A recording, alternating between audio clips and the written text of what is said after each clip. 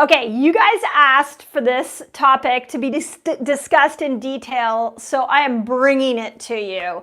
How the heck do you not rebound after a fast? So I'm going to give you 5 different strategies that I've applied in my own life and I've applied with my patients, and we're seeing it in our Women's Reset and our Reset Academy. So we've tested these 5 things out. The 5th one's kind of a new concept that I'm going to be talking more about here on my channel, so stay tuned all the way through to the 5th one, because there's some interesting new research about the neurotransmitters in our brain.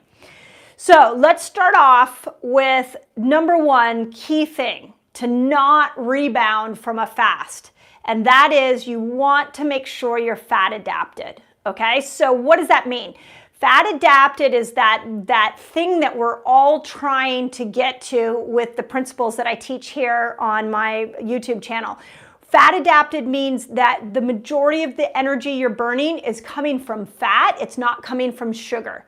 You know you're fat adapted when you can go without food for long periods of time, when fasting starts to become a little bit easier for you.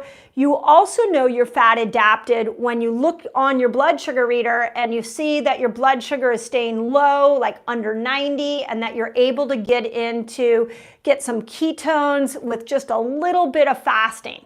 So once you're fat adapted, rebounding, this is literally like my number 1 tip is like, once you're fat adapted, you're going to find that these longer fasts are going to become easier and rebounding is going to become less common.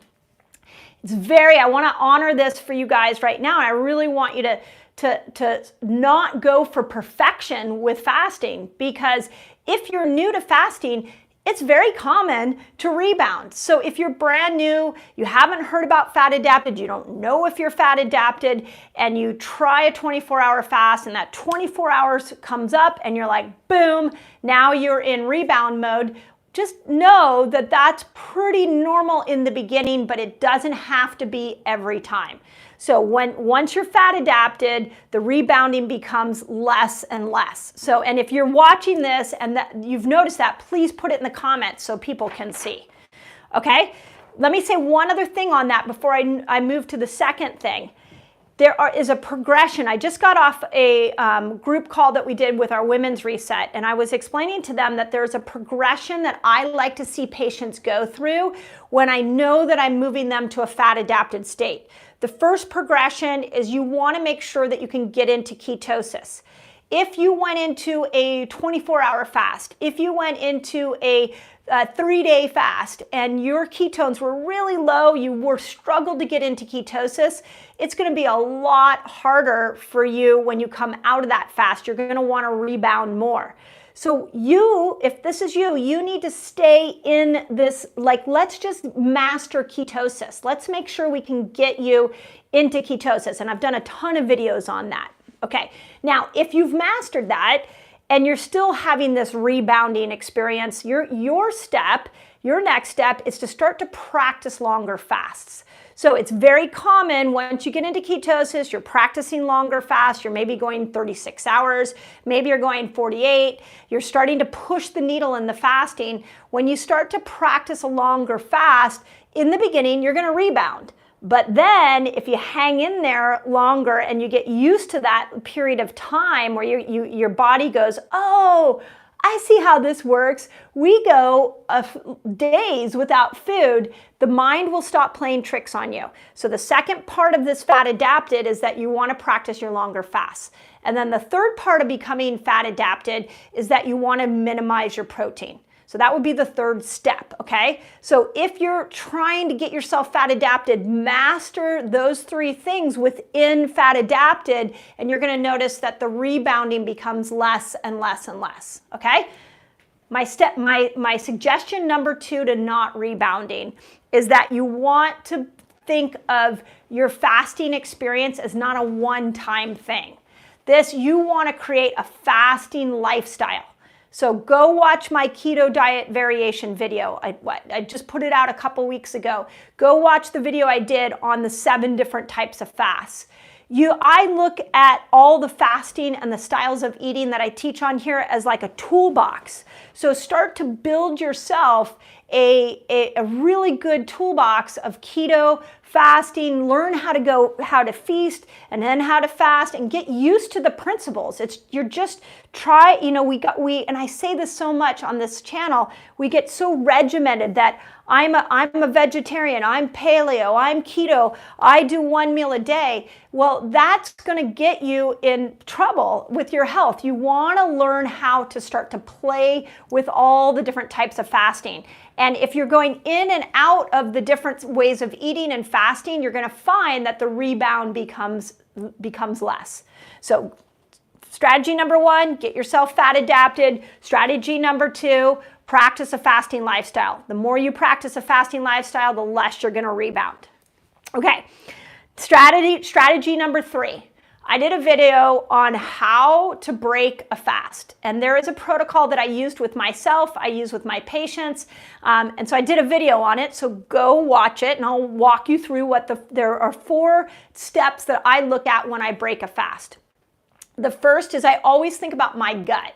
So the longer the fast, the more I want to try to keep some healing going on in my digestive system.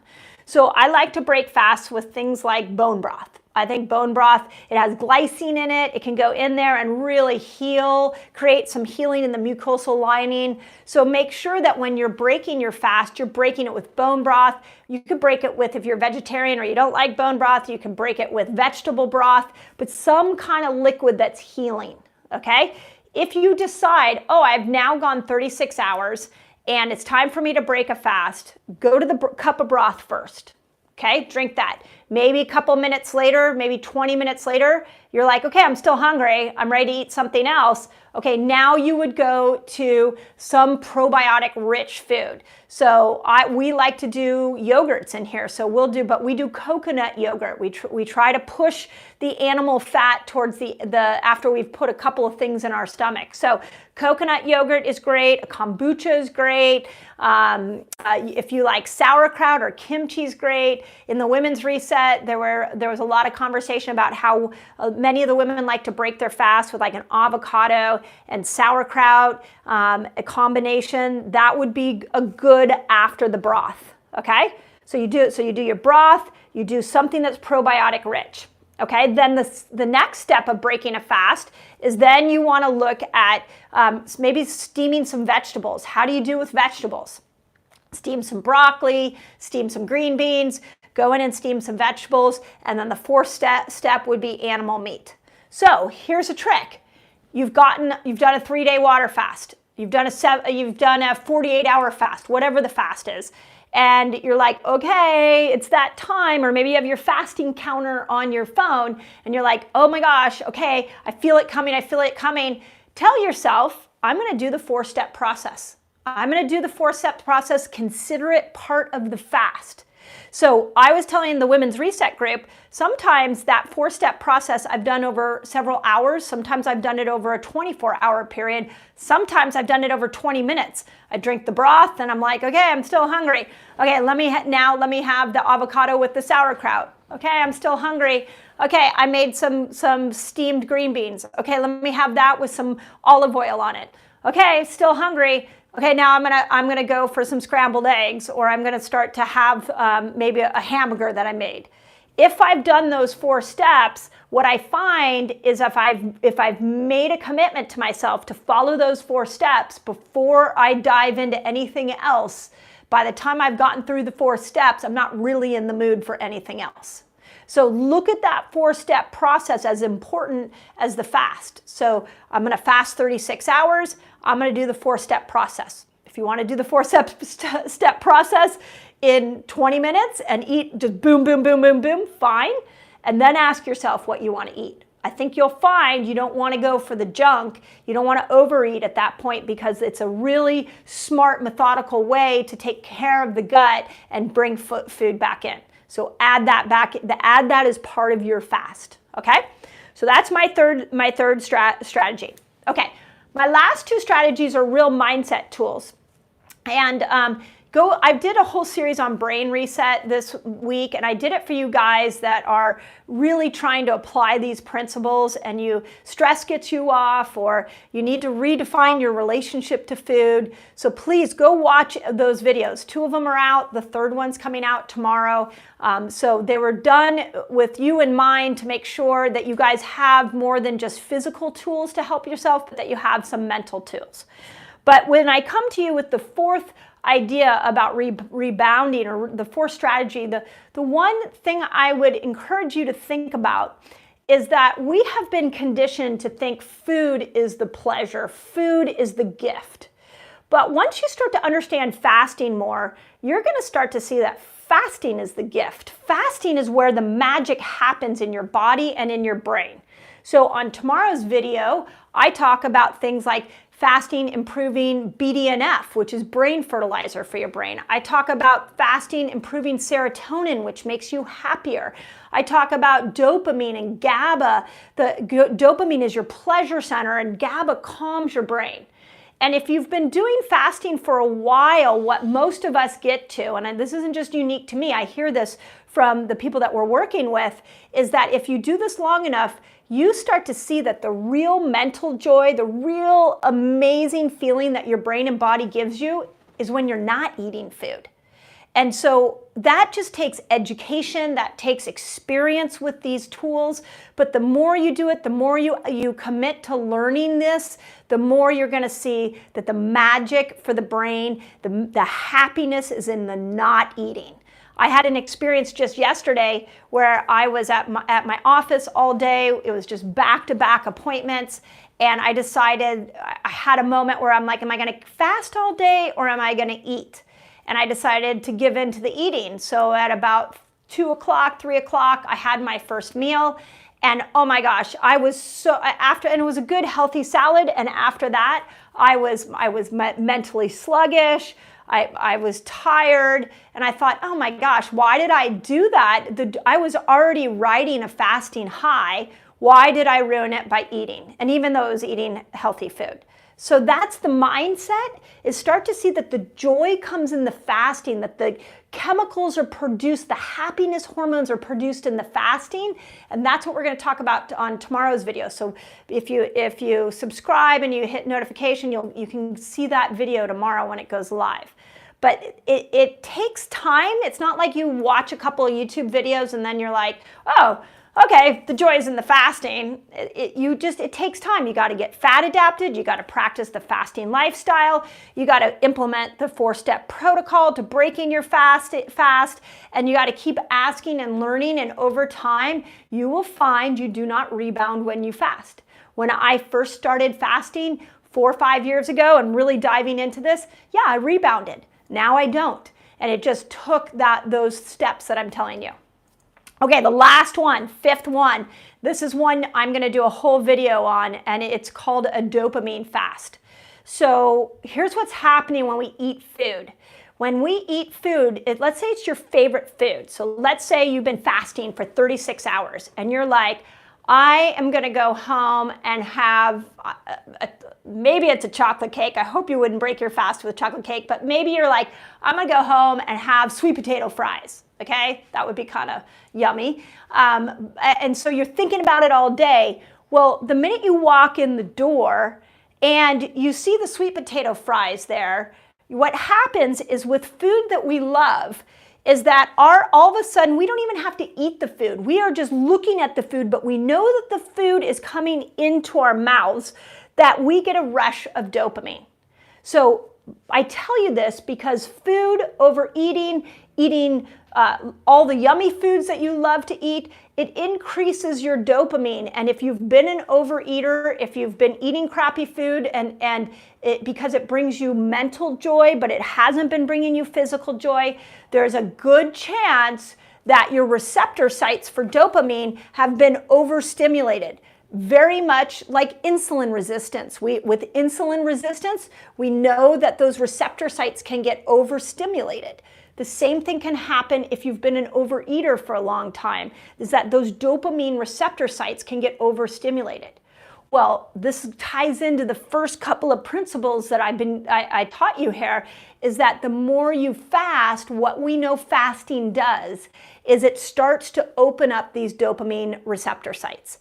And the more that clears out the dopamine receptor sites, it doesn't take as much food. It doesn't take, you can even have pleasure from something like a salad, or it won't always take a sweet potato fries or chocolate cake to give you joy.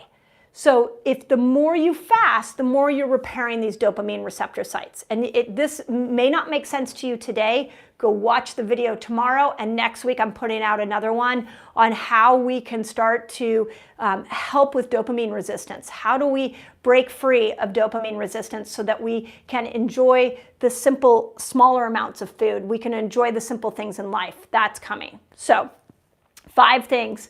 Get yourself fat adapted. Create a fasting lifestyle, follow the 4-step protocol to breaking your fast, look at fasting as the gift to your brain and the joy, not the eating, and then start to look at how you can open up these dopamine receptor sites. Those are 5 really solid pieces of advice that I would encourage you to implement. Now, before I answer the questions of those of you that are live, we had 3 people in our community that asked questions that I wanna address. The first is somebody said they wanted to know how fasting has benefited me so far. And I would need hours to explain that, but I will tell you what I just told my Women's Reset group. I was an emotional eater. I carried extra weight around with me in my younger years, and my relationship to food was very dysfunctional. And what I found is that through fasting, it was not only a beautiful way for me to be the weight that I wanted, but it really helped with my brain power. It really helped with my mental clarity. I find with fasting, my fasting lifestyle, I don't have to exercise as much. I still exercise. I love to exercise, but I don't have to be running miles and miles to stay fit. I change my relationship with exercising, change my relationship with food, gave me more mental clarity, improved my learning capacity. I mean, the list goes on. My energy, I used to dip at 3 in the afternoon. It is 3 o'clock right now, and I have as much energy, maybe more energy than I did at 8 o'clock this morning. I haven't eaten yet today, so that would make sense. So I love fasting. Everything I teach you guys here, I do myself. Okay, second question is somebody asked a question that they were supposed to go 3 days. They wanted to go on a 3-day water fast, but then they had to give in. So what I read in that comment or question is they were beating themselves up, or upset and disappointed in themselves. And then second, how do I go longer? How do I start to get into these longer fasts? And there's a couple things I want to tell you there. First is there's no such thing as a failed fast. So if you set out to go 15 hours and you went 13, that's awesome. Applaud yourself. This fasting should not be regimented like that. You want, each time you fast, you exercise that muscle and you go a little deeper and a little deeper, okay? Second thing, there are tools to help you elongate your fast. Fast tonic is one of them. I've done a lot of videos on fast tonic. It is a hydrogen water that helps with any of the toxins that are being spit off while you fast. So a lot of our community has used that. Exogenous ketones. That can be a wonderful way. Sometimes I use that on a busy day when it's like 3 in the afternoon. I'm a little hungry, but I've still got patients to see. I'll often just do a little bit of exogenous ketones, and that can often be the thing that helps me. So those are 2 little tricks. We'll put notes in here for that so that you can figure out how to find those. Okay, and then the last question was about dry fasting. One of you asked, Kim Phelps was the person that asked if 19 to 20 hours of dry fasting is beneficial. So again, I did a video on dry fasting. The research on dry fasting is really done on the people who observe Ramadan. We don't have a lot of research on dry fasting, but from that research, we know a couple of things. 12 to 24 hour dry fasting can really upregulate BDNF. I'm going to talk about that on the video tomorrow, but BDNF is like brain fertilizer. So it helps you grow new neurons so that you can have better mental clarity and you can learn more. Awesome. Your capacity, your knowledge is gonna grow. That would come from a dry fast. We have seen that in research. There's one of the ideas is that, let me tell you one other thing. Serotonin with dry fasting. We know serotonin goes up with dry fasting as well, which is serotonin. You get a release of serotonin is what makes you feel good and helps your mood. We also know that serotonin can regulate appetite, so it can bring your appetite down. So that's really cool. But what many of you have heard, I don't know who came up with it. I've researched it. I talked to Naomi Whittle about it. We've tried to analyze this backwards and forwards, and I can't find any research on it. Is a lot of people believe that dry fasting, you get 3 times the autophagy stimulation as you do with a water fast. I can't find the research on that. I would love that to be true. I can't find the research. So, okay. Those are the 3 questions. With that, I will open it up to any questions that we have live of you guys here. Yeah, we have a few. We only have about 15 minutes today for questions. Okay.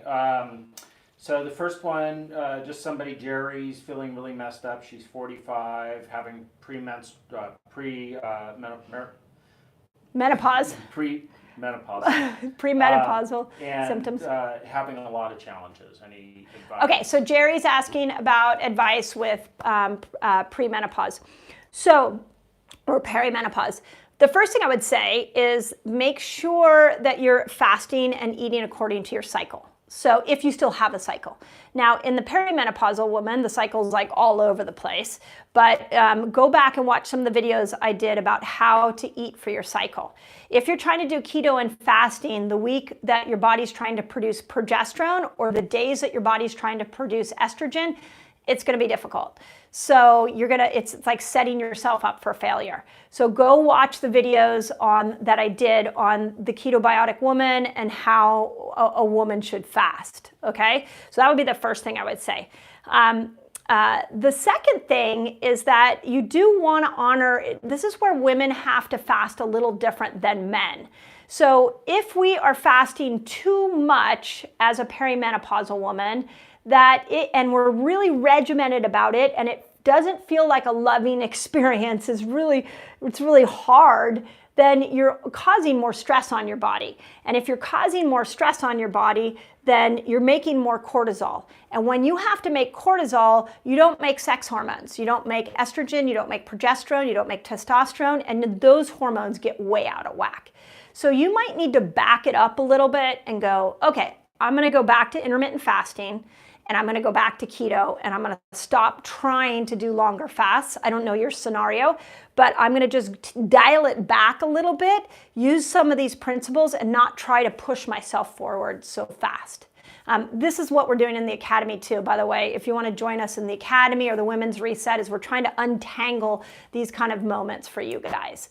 But if you're struggling, don't push. So that's not the time to push. That's the time to, especially as a perimenopausal woman, you want to back up and honor what the body's trying to do for you and really help get in a groove that will work for your cycle and work for your hormones. Right. We have people from all over the world as usual. Awesome. A lot of people from different parts of the U.S. Awesome. We have Australia, Japan, England. Japan. Yeah. I don't think we've had Japan. That's awesome. So, welcome. We love knowing where you guys are from. We really have a world community here on YouTube and on our Resetter group. So thank you. That's here's Deborah Knoll just making a notation that the more she fasts, the less hungry. The more she fasts, the less hungry. Exactly. Ties in. Thank you, Deborah, because ties into everything that I say here. And that's, what I was expressing to the Women's Reset just an hour ago is that our bodies are miraculous. And when we come and we learn the techniques of fasting, it's an opportunity to just honor how miraculous your body is. But yet in our culture, we're very conditioned to believe that there's miracle diets and that, some diet's going to solve all of your weight problems or your health problems. And so we call that outside in thinking. So if you come to fasting and all of a sudden you're like, well, I'm not getting the result that my friend gets and I'm rebounding and I'm doing this, don't throw the baby out with the bathwater. Don't give up. Just keep working these principles, because I promise you that the body was meant to eat the way that I'm teaching you here. This is why so many people like Deborah are getting great results. So you got to keep playing with the principles, and eventually the principles will work for you. Okay. Cool Yoda heard of this way to break a fast, and your thoughts on this. By eating salt and cinnamon before you eat plant proteins. So, okay, Cool Yoda. I love that name, by the way. So break your fast, you heard, with salt and cinnamon. Yeah, try it. So I just want to make sure everybody heard that. Everybody go test it out and see. You can break your fast with salt and cinnamon before you have the plant proteins. That's a great idea. I think, yeah, I've never tried it. I don't have firsthand experience, but it seems like it could be good. Cinnamon can really help with metabolism. Salt, we're finding most of you that are fasting for long periods are electrolyte deficient. So that makes sense. I like it. I wonder if you could put it on a avocado. I'm thinking about how to mix it, or put it in your bone broth or your vegetable broth. You can mix it into the 4 principles. So. Sarah wants to know, she just did a 3-day fast, water fast. Okay, awesome, congrats. Her glucose was higher and her ketones were lower the whole time compared to when she's just doing keto. Okay, so she was on a 3-day fast and her glucose was higher and her ketones were lower. So go watch, I did a video on the 4 patterns of blood sugar, but I'll tell you what I think it is. Go watch it, because it'll kind of help you. I want to teach you how to think, not just give you the answer. So when you go into those longer fasts, your body goes reaching for stored sugar.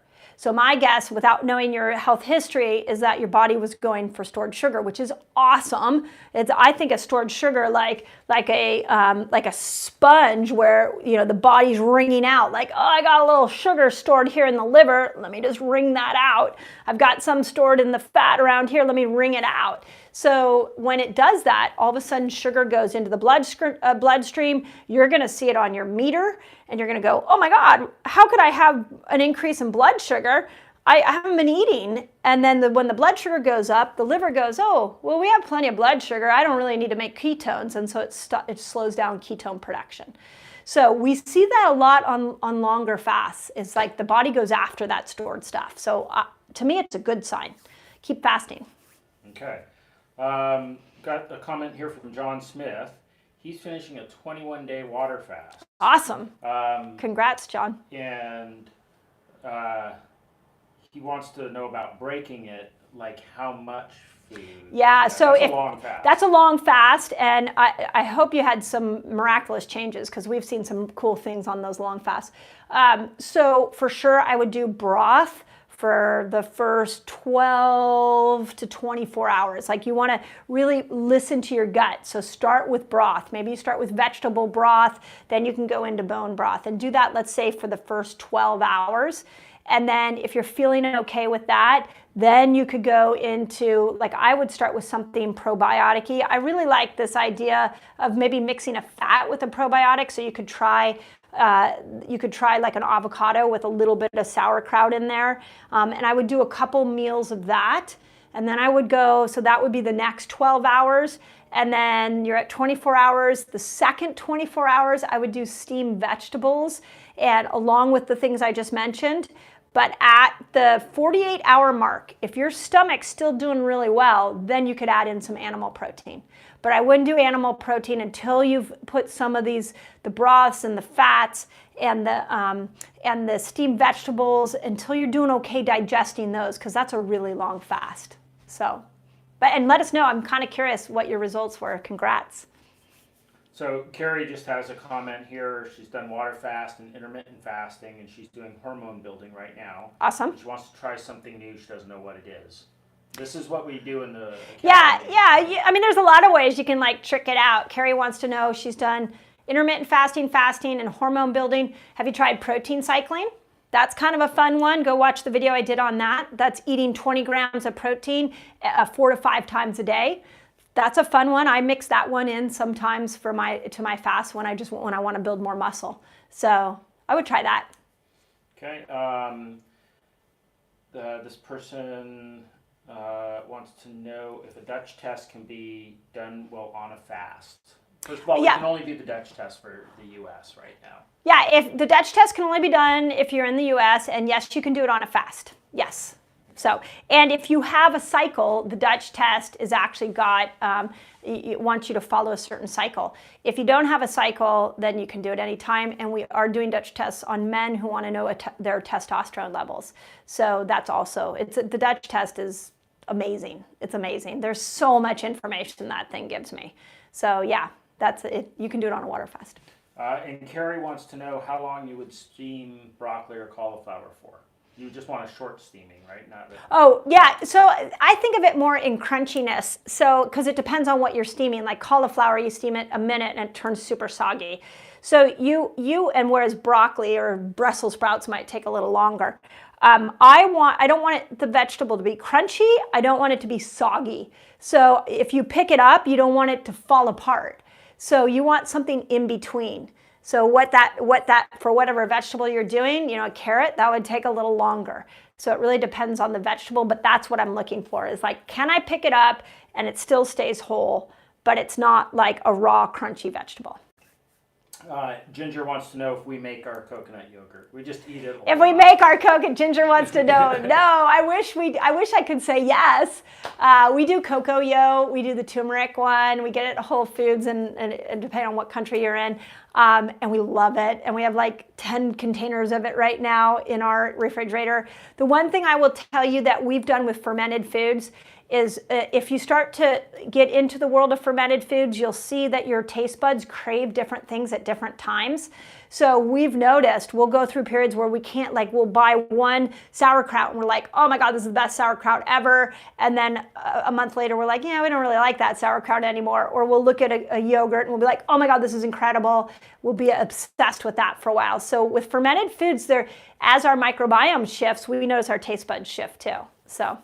Right, and the cocoa yo that we're talking about is made by a brand called GT's, which is famous for their kombucha. Yeah. They're one of the first kombucha companies. Yeah. And they've just started this product, and it has billions of CFUs. Yeah, it's a pretty cool product. What we'll do is take a picture of it and put it in our community page so you guys can see it because it's one of our favorite to break a fast with.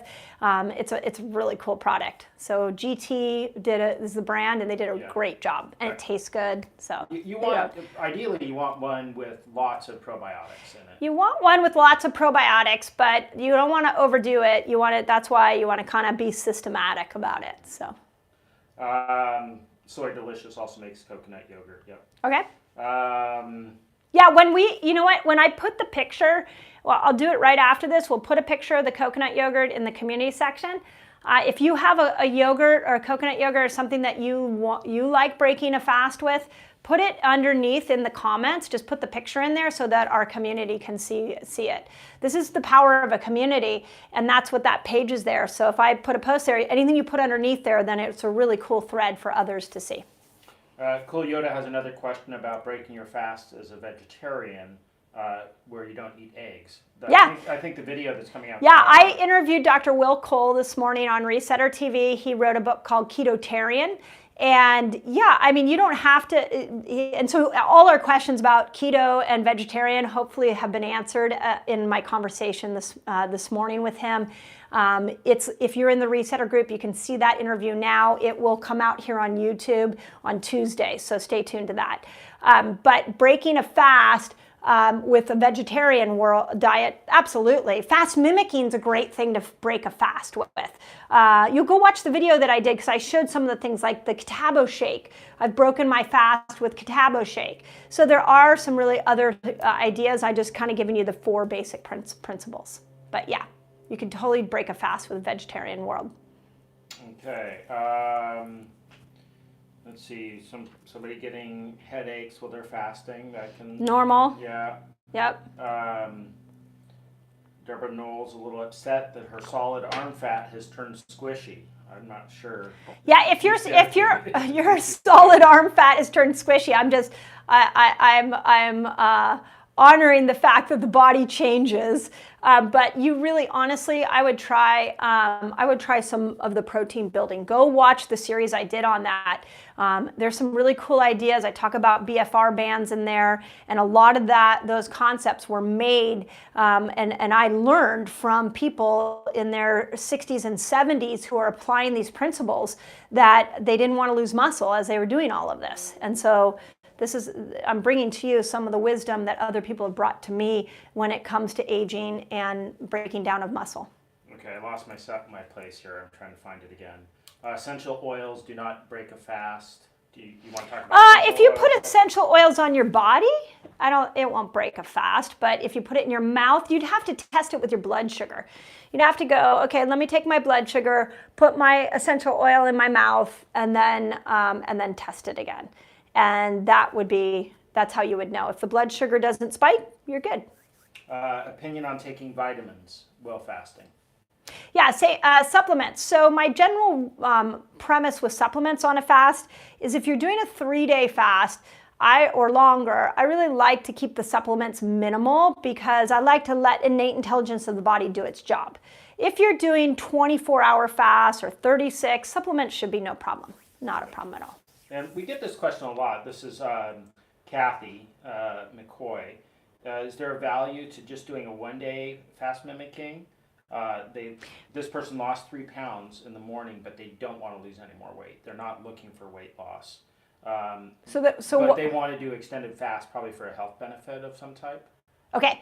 Without losing weight. Where does fast? I'm confused on the question. So let's start with the 1 day of fast mimicking. Is it beneficial?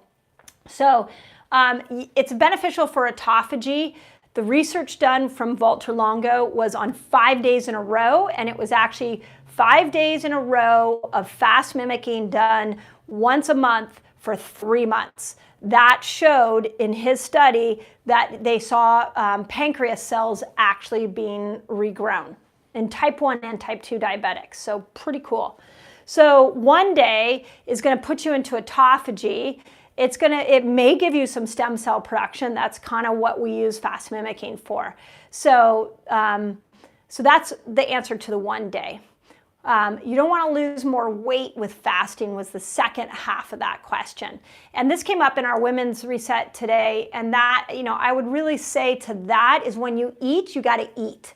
So if you're doing a lot of fasting, you're doing a lot of fast mimicking, and you're not feasting when you open that window up to finally eat. So let's say you decide, I'm going to do a 17-hour fast today, and then you decide, okay, at 17 hours, now you open that window up.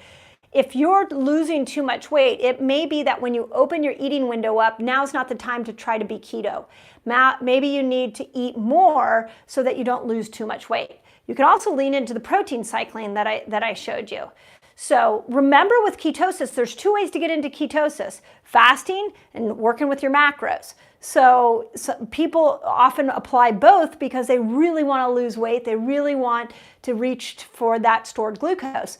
But if that's not you, you can still get into ketosis by fasting and then when you eat, really eat.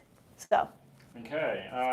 We have Marianne Cass from UK, who's on our Reset Academy, is on. She's Marianne, you're not in Italy anymore? No, she might still be in Italy. Yeah. It's possible. Okay. Let's see. If you're doing a 17-hour fast, can you do higher protein in the 7 hours if you don't want to lose weight? That's the same thing you were just talking about. Yep. So adjust your macros for your goals. Yeah, right? Go look at the video I did on the keto diet variation, because it's really how I apply all these principles to myself and how I apply them to my patients. It always starts with what you're trying to do. So there are days like today, I've gone over 17 hours of fasting. I know I've stimulated autophagy. So at the point I decide to open up my eating window, I can say to myself, do I want to stay in autophagy? I got autophagy going right now. Okay, well, I'm going to stay in autophagy by not going over 20 grams of protein. That would be how I would continue that autophagy state.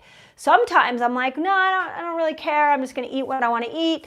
And then I don't worry about that. So I know there's a lot of principles here, which is why I keep doing videos and giving you guys more information, coming to you live. This is why we have the Academy, because once it clicks, I promise you it'll click, and you'll feel like a badass because you'll have all these different principles that you can apply depending on what you're trying to accomplish with your body. So, keto ice cream. Sounds good. Heard of that? What would you look for in a keto ice cream? Keto ice cream sounds amazing, but you have to make sure there's a concept coming out called dirty keto. And it's kind of what happened in the gluten-free movement. When people went gluten-free, all of a sudden they became where they were like, it was like junky food that was going gluten-free, chemicals that were in there. So I would say the same thing to keto ice cream. If you're making it with pure ingredients that are natural and organic, awesome. That's fabulous. If you're not, then you're toxifying yourself, and then that to me doesn't make sense. This keto and fasting is all about detox, so just make sure it's pure with good quality ingredients. This is Nancy Smith had a question about fast. If you're estrogen positive for breast cancer, can you still do a hormone building day? You'd want to work with your doctor. Yeah, if you have breast cancer and you're estrogen positive, you definitely want to work with your doctor. There's 2 videos we've done on breast cancer. They're 2 different resetter TVs. So make sure one is the first one with Naisha Winters. She's phenomenal.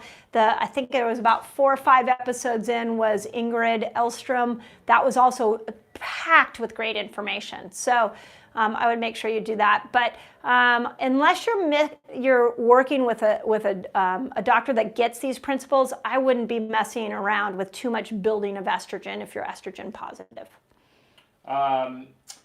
Binging after a long fast, is that dangerous? Well, it's not dangerous, binging after a long fast. It's not dangerous. Depends what you're binging on. It may not feel good. You might get a stomach ache, but it really depends what you're binging on. Go back, if you just joined, go back to the beginning of the video and go back and listen to like the couple of thoughts I have on that. I would say most everybody that's gone through the fasting experience has had one of those moments where they opened up their eating window and they just went all in and they just started really massively eating. I'm a zealot for good quality food. So if you're binging on crappy food, processed foods, we know builds cancer. It's not good for you. It's going to kill your microbiome. But if you're binging on really healthy food, then it's just an art of learning the art of fasting and the fasting lifestyle. Okay. I think this is going to be the last question. Okay. And it sort of touches on your call today again. Okay. Is vegan ketobiotic approach a feasible one? Listen to Resetter TV with Dr. Will Cole. It's coming out next Tuesday. Keto vegan. It's interesting. What I love about my conversation with him today, and I really went after it to make sure that we got the information that you guys needed, is he talked about the proteins that he recommends in a keto vegan and vegetarian. So he talked about, he calls it ketotarian. He talked about the fact that a lot of vegans and a lot of vegetarians are carbitarians. So they take meat out, but then they up their carbs. And so it's feasible, to answer your question, yes. And you want to make sure that you're not going for too many carbs and too many protein, like beans. Like he doesn't really have beans in his ketotarian world. So you can check him out. His name is Dr. Will Cole. He has a book called Ketotarian. So it may answer some more of your questions, and then you could watch the interview. It is feasible. Now, I'll tell you my concerns with a ketotarian lifestyle.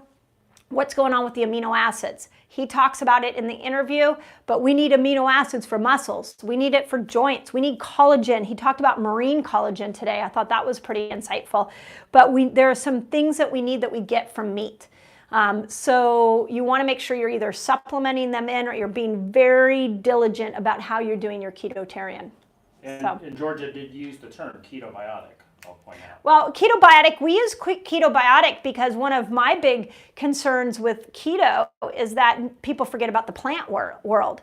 So then you come over here to Dr. Will Cole and you're like, okay, he uses ketotarian. That's really for people who want to mix the vegetarian with the keto. So he's using the plant world, which is great. I like to pull in all the principles. So I think moderate protein. I think there's some benefit to things like grass-fed beef. I'm not a fan of the carnivore diet. I think the plant world gives us so much. So that's why I call it ketobiotic. So yeah, agreed. Okay. Great. I think we got Okay. it. Good. And then again, as always, you guys are awesome. Watch the video tomorrow morning. Give me feedback on the brain reset theory series I've done, and let me know what you need to know. I'm going to do a whole, coming down a week from now, 2 weeks from now, we're doing a whole series on aging and fasting. So stay tuned for that. Make sure you have subscribed to the channel so you get that. And then we've been asked to teach these principles to teenagers and to 20-year-olds. How do we work with that age group? So stay tuned. I got some videos coming down the pipeline for that. So, okay, as always, I hope that helps.